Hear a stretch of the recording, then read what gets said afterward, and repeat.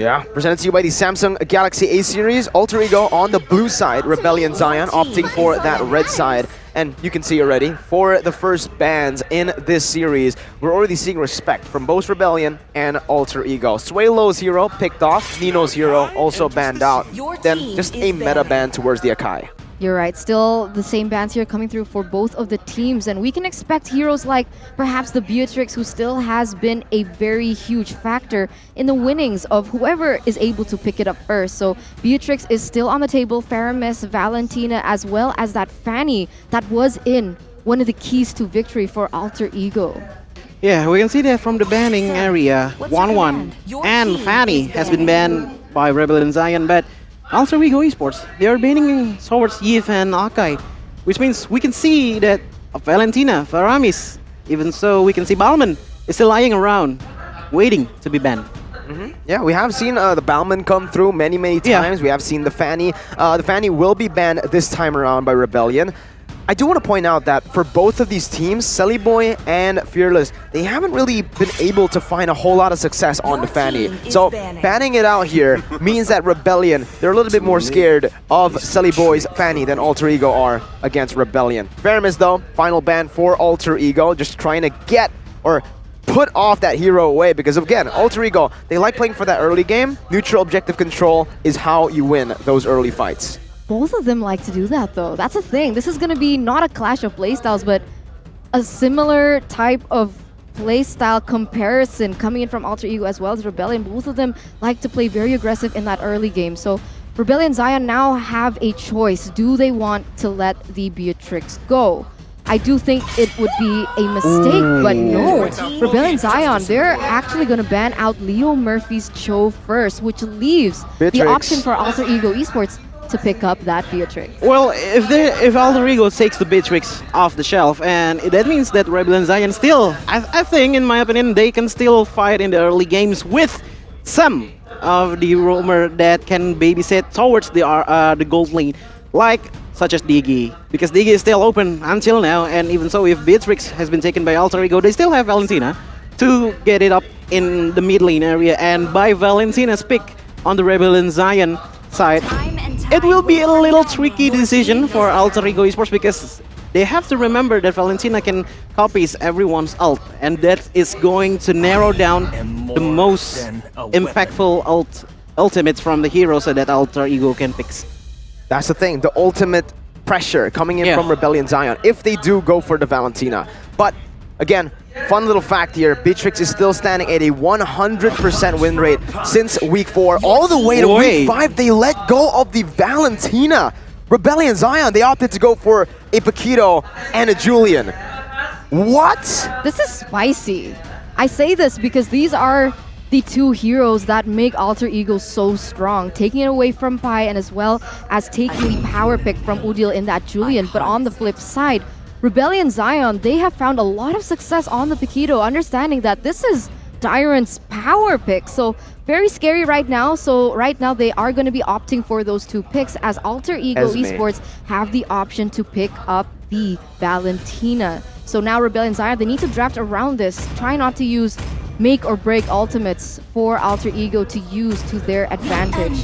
The last pick here is going to be the Esmeralda, like Miracle mentioned earlier. So they are trying to make sure that they win that EXP lane. The interesting things here in Rebellion Zion side, they have two potential jungler. They have Paquito, they have Julian, and if we assume that Paquito is going to be the jungler and the Julian going to the mid lane, the head-to-head between Valentina and Julian will not be look so good to Rebellion Zion, because as we know, Valentina, when she's snowball in the early game, she got a passive. But if she's being snowballed, she's not going to get the passive at all, which the passive is getting more XP by every damage that she make in an interval about 2 seconds. And on that note, Rebellion Zion have actually opted to take the Balman here in the first phase. Okay. This is interesting, right? Because one, Balman is usually banned in that second phase to deny it away, especially if the Akai has been banned in that first phase. Second of all, we know that Ouija Narco's hero pool is so limited.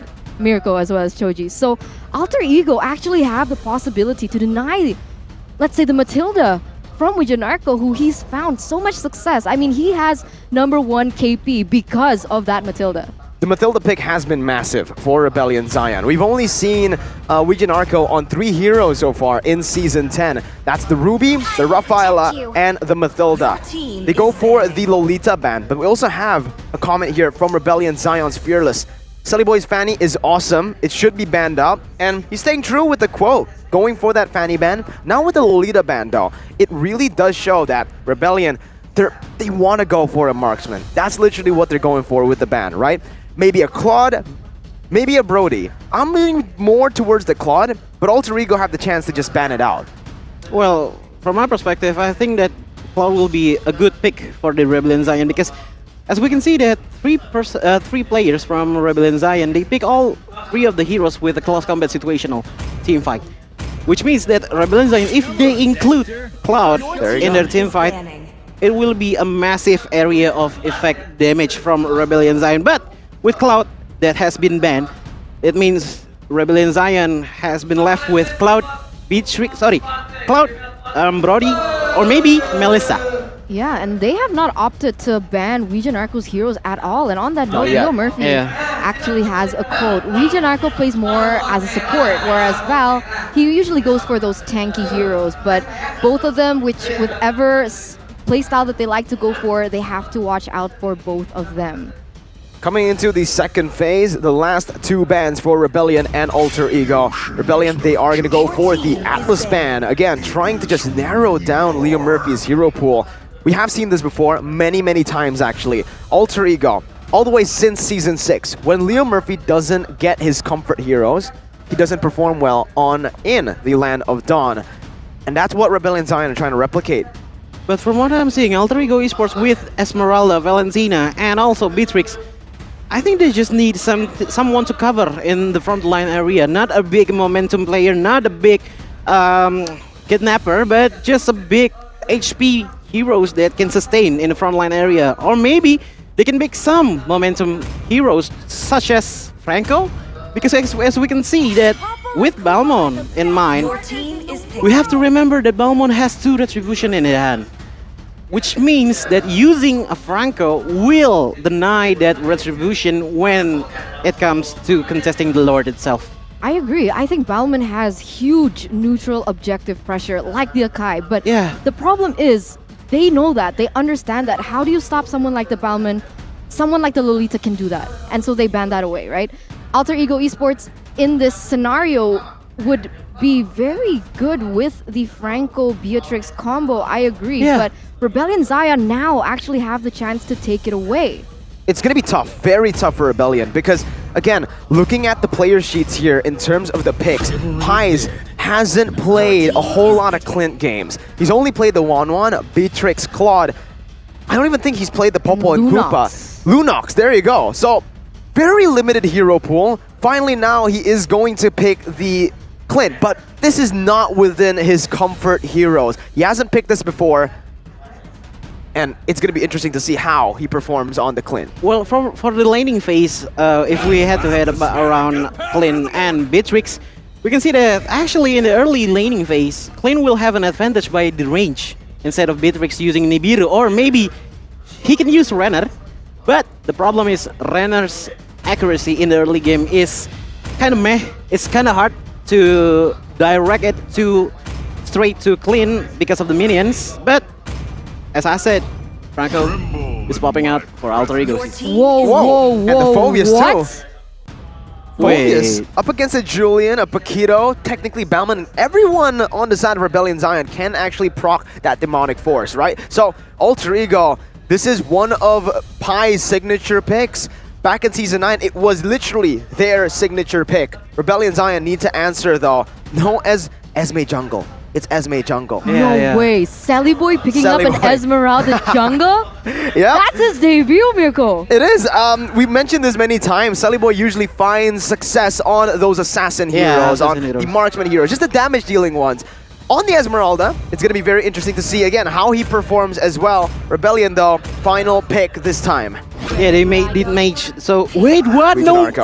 Okay, no really burst magic damage for Rebellion Zion there. they are opting to the Julian on the mid lane side. So this is quite interesting because when I see the Rebellion Zion draft picks, they are opting for a really big team fight, but not with a high ground team fight. And this will be some trouble when they are on the defending side. I think the audience also agrees with you. We see 70% audience prediction by TikTok there for the side of Alter Ego instead. And I don't agree with you there. I do think Rebellion Zion, they do have the burst, but what they're lacking is range.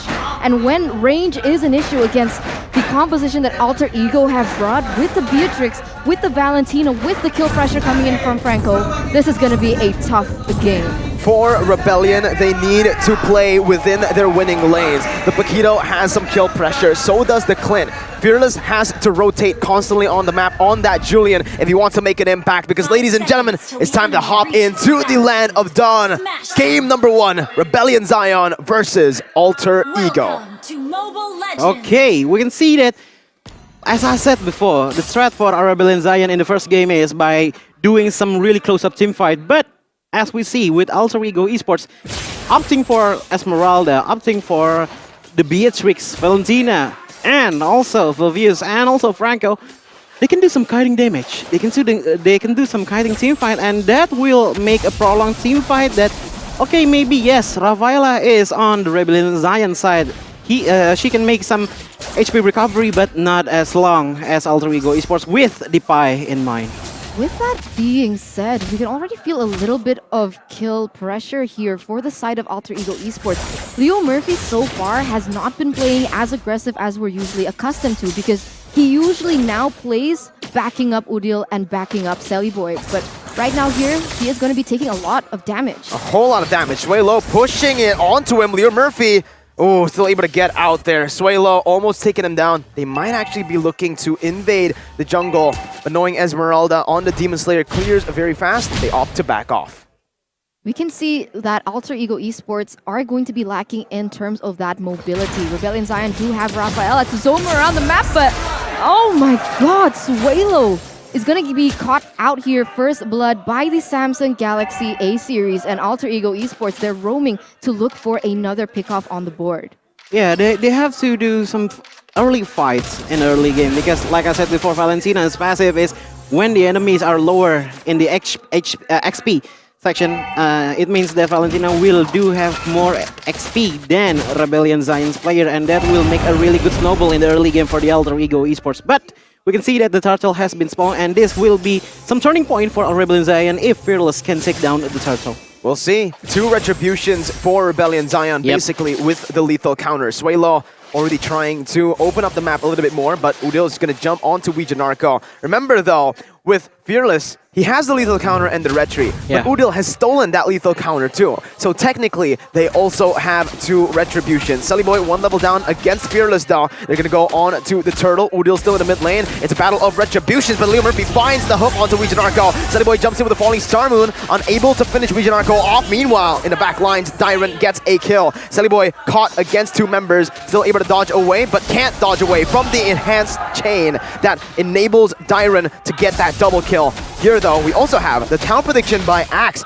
That's quite mixed. It is quite mixed. 2 members from the side of the Indonesian casters have actually said that Rebellion Zion have the better draft, and so far it looks like it's actually going to plan. So far, Rebellion Zion with the very aggressive early game composition, they have been able to get a lot of objectives on the board, plus 2 kills as well.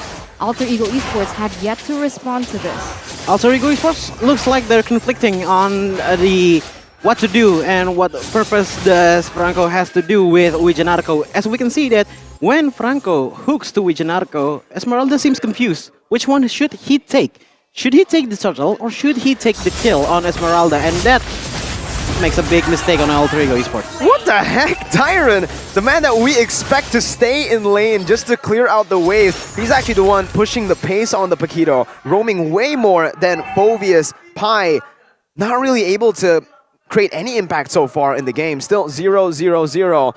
But with Dyron roaming, they secure another kill. 3-1 Rebellion. To be honest, Alter Ego Esports, they're going to be a tough matchup to go for in that mid to late game because they need those power spikes to hit. Whereas from the side of Rebellion Zion, they aren't as dependent. Dyron already a very unstoppable force here, especially on his power pick. You can see the impact that he has in the game. Whereas Phoveus, he needs his items, and that's going to need a little bit more time. And take a look at the level advantage that Fearless has been able to actually get already early on. He might actually get level 8 here, putting himself 2 levels above of Boy right as the turtle spawns. Meanwhile, Swaylo able to dish out the damage onto Udil. Dyron again rotating faster than Phoveus. Leo Murphy, though, with the Bloody Hunt, is able to find Swaylo. The damage comes through from Nino, who's not able to find the kill. He flickers forward as well.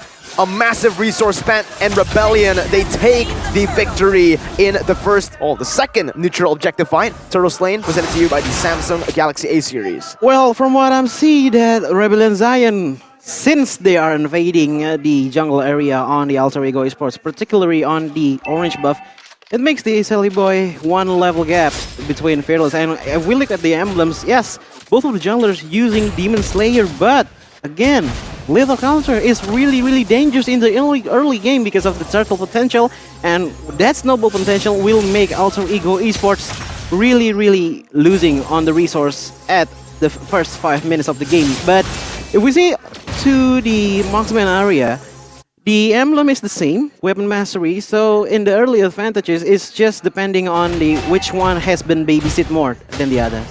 The problem now is Rebellion Zion, they definitely have that neutral objective control. They even have the turret here in the bottom side, and Alter Ego Esports, with their pickoff comp, even they're not able to translate that into anything so far. And this is something similar that we saw yesterday when Onyx went against RRQ. RRQ had the better pressure using the Akai, but Onyx Esports were still able to level it out and look for trades across the board, and this is not happening for Alter Ego. Boy gonna get clapped. Fearless with the lethal counter, taking the kill for himself. Alter Ego finally, though, are able to actually look for compensation. Getting a turret up top with Leo Murphy roaming there. But they got to be careful. Both of them trying to read each other out in the bushes. Leo Murphy goes for a cheeky hook. Narco just out of range, barely there. As he also tries to open up the map. 3 members versus 4 in the mid lane. Pi is rotated, but look at Dyron. Again, classic Dyron, always staying in lane. From what I've seen from my ninja eyes, I can see that Helly Boys has the second lowest gold in Alter Ego Esports member.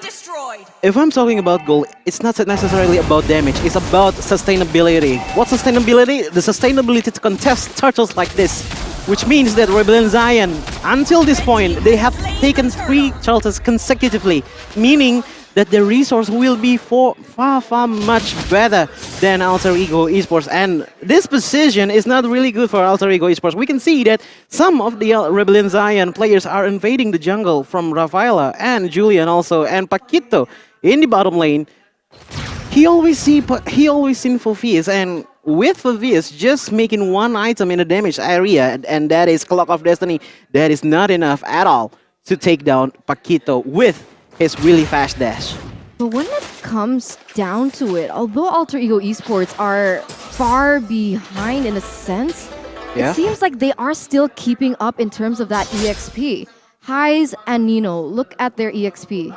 It's not too far off. You can see that the Beatrix is also still looking for things across the board, looking for compensation, trying to get the goal, trying to reset power spike, but on the bottom side. Oh, Boy barely getting out of that knockout strike. I do agree with what you said, though, Eterna. It does feel like, even though Rebellion Zion have more map pressure, they have a pretty substantial gold lead as well, and 3 turtles to their name, which gives them a little bit more XP. Nino has been farming like a storm. This man hasn't really been the target for Rebellion Zion, and if he continues to do this, he's going to be a massive threat when we get into the late game, actually. But nope, Nino gonna get caught there, still able to run away. Lethal counter by Fearless. Nino, oh my god, 1 HP, not even close. Well, that's the problem, Mirko. You have the damage dealer, but you do not have the frontliner inside of Alter Ego Esports, making the damage kind of useless at this point because Beatrix cannot input their damage to the Rebellion Zion. They can punish Pi. No, it's going to be Boy who jumps in again. That's Leo Murphy caught in the Holy Baptism, and Swaylo seals his fate. Nino, so far, is unable to do anything, not even connecting on that shot on Hyze. Hyze knows it. He's going for the swag recalls. And Rebellion Zion currently are schooling Alter Ego. Dyron coming in. Nino, you're not going to be able to run him for... Whoa, he actually is able to, but he baits Dyron in. Boy now caught. Nope, no, Dyron was caught by Boy, but he's still able to run away for now. Finally, going to be able to get the kill there on to Dyron. At least some compensation, but Rebellion, every single time you trade, they're always looking for something else. They secure the Lord, and this is starting to look grim for Alter Ego. That's the problem that we always talk about Alter Ego Esports. Sure, even when they're ahead, even though this time they're not, but even when they're ahead, they get the kill pressure, they get the pickoffs on the board, but they aren't able to convert that onto the objectives. That was the main issue. That was the main question for Alter Ego. Rebellion Zion, however, they have been showing discipline. They go in for the picks, they baited Boy towards that top side and being able to get that Lord from under the nose of Alter Ego Esports. And now they're going to use this to their advantage. A 5,000 gold lead here in the 10th minute, already pressuring top, mid, and the bottom lane. At the stage, Choji, what can Alter Ego do? Well, first off, Boy do not play like Rambo. He's always going first to the front line without any backup, making him a feed to the Rebellion Zion. We can see that the gold gap is reaching 5,000 gold right now, and even so, we can see that on the bottom lane, Lord is going out into the inner turret, and this is just 10 minutes of the game. The pressure from a Rebellion Zion will keep continuously dragging Alter Ego Esports to the worst condition as possible, because they are playing really safely with the Rafaela in hand. Very reactive, but Leo Murphy finds a hook there onto Fearless. Massive shutdown. Nino with the Nibiru's Passion almost taking Arco out as well. There you go. Choji, that hook can change the course of the game. Rebellion still need to be very, very careful. One of the 10 minutes has been played. Just one hook that can make some upper for Alter Ego Esports. But we can see that from the items, even Phoveus has secured to the Clock of Destiny and also the Dominance of Ice, which means that he can be the frontliner. But did you see him as the frontliner? Yeah, wait. Oh my god. Yeah, when it comes down to the frontliner, I do agree. With the Dominance Ice, they are actually able to stop a whole lot of that sustain. But I do want to put my focus, or put everyone's focus back at home, at the Beatrix. He's opted to go for the Heptaseas instead of a Hunter Strike. This is a runner play. It's a Renner play, it's a Wesker play. Yeah, Renner and Wesker play with the Leo Murphy combo in mind, but once again, pick off one by one, yes, that could bring Alter Ego Esports to a better condition, but we can see that the timer is hitting the 12 minutes mark, and that means Lord will be enhanced, and that will be a big problem for Alter Ego Esports if they cannot contest to the Lord. Yeah, I think Leo Murphy needs to get those hooks. I think he needs to ASAP. smell better so he can play better. Like you guys can at home with the Axe dual effect. So don't forget to get yours now. As you can see here, back to the game. Kai has actually opted to go for that Ice Queen wand. So he's going to deal a lot of slows. I think that's something that they really want to capitalize on when it comes down to those team fights. But as you can see on screen, Rebellion Zion already very quick to get this Lord. And Alter Ego, no response as of right now. Pi tries to open up the map, but Fearless uses the lethal counter and the retribution together to secure the Lord. Alter Ego, they just traded for the bottom side. Tier 2 turret taken away for the Lord. I do think that Alter Ego made the right decision there. They can't really go for those 5v5s. Rebellion Zion have a pretty substantial gold lead again. I agree. I think they're going to look for a backdoor situation here, perhaps. Because they know when it comes down to that 5v5, they can't do much. They do have the high ground though from Nino, but so far it hasn't really amounted to much. But on screen, you can see the stats coming in from Dyer, and Paquito is his main hero. 8 times picked, not such a great win rate, but every time he picks this up, you can see and feel the impact, the kill pressure that he has. He's always able to roam around the map and deal the damage and the pressure, already pushing that top side turret as well. Because he's the blocker, when little counter is not enough to finish off Alter Ego Esports, remember he's going to be on the backside with Paquito.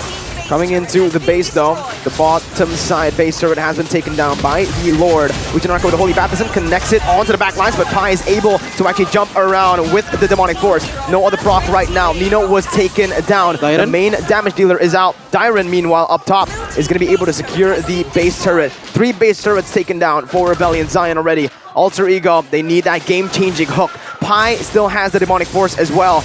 Rebellion Zion might as well just go back and play the long game. Discipline is going to be the main key here, but it seems like they want to stay. They want to look for more pressure. Nino, 10 seconds on that death timer. Rebellion Zion trying to clear out every single one of the minions right now. But Nino's coming back up. This may be a mistake from Rebellion. They back off in time. 6.4k gold lead, still secured, and 3 base turrets. Very, very clean by Rebellion Zion. Their timer was definitely looking at Nino. As soon as Nino was up, they instantly retreated because they know that they don't have the man advantage and they're not equipped to go for that 5v4 team fight against Nino as well. But when we're talking about things here, I'm getting a little hungry, Miracle. You know, if you're hungry, you can go and grab food with the 20,000 discount, 20,000 IDR, all right, IDR. grb.to/MPL, scan the QR code over right next to Fearless right there if you guys want to go for the easy route. Choji, speaking of food though, right now, Rebellion are looking at Alter Ego like food. They're waiting. Well, Rebellion sees Alter Ego esports like food, but they keep their insisting of wanting the food, wanting the end game. No.